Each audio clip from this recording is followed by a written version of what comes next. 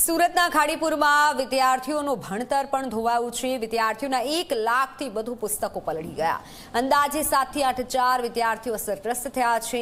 ખાડી વિસ્તારના 1 લાખથી વધુ પુસ્તકો પૂરમાં પલળી ગયા। નગર પ્રાથમિક શિક્ષણ સમિતિએ રાજ્ય સરકારને પત્ર લખ્યો। પૂર દરમિયાન ઘરોમાં 7 થી 8 ફૂટ પાણી ભરાયા। વાલીઓ પલળેલા પુસ્તકો સૂકવતા જોવા મળ્યા। એક અઠવાડિયામાં વિદ્યાર્થીઓની નવી કીટ મળશે। પુસ્તકો સાથે યુનિફોર્મ, બૂટ, મોજાનું પણ વિતરણ થશે।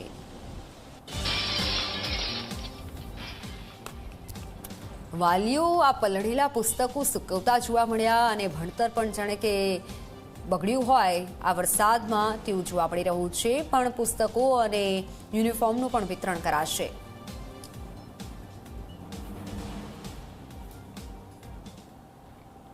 લગભગ બાગાયતી પાકો, ડાંગરના પાકોને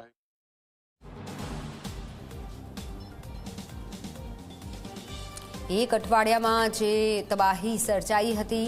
ખાડીપુરમાં વિદ્યાર્થીઓનું ભણતર પણ ધોવાયું છે। 1 લાખથી વધુ પુસ્તકો પલળી ગયા અને જેથી 7 થી 8 હજાર વિદ્યાર્થીઓ જેવા અસરગ્રસ્ત થયા છે। પુસ્તકો પલળ્યા છે। આ 1 લાખથી વધુ પુસ્તકો પૂરમાં પલળી ગયા અને પુસ્તકોનું હવે સરકાર તરફથી વિતરણ કરવામાં આવશે। વિદ્યાર્થીઓને નવી કીટ અપાશે, વિદ્યાર્થીઓને યુનિફોર્મ પણ અપાશે અને સાથે પુસ્તકો પણ આપવામાં આવશે। વાલીઓ પલળેલા પુસ્તકો સૂકવતા પણ જોવા મળ્યા હતા, કારણ કે સુરતમાં જે ભારે વરસાદના કારણે તબાહી મચી હતી। માત્ર ને માત્ર 10 દિવસની અંદર ખાડીપુરના પાણી લોકોના ઘરોમાં ઘૂસી ગયા હતા।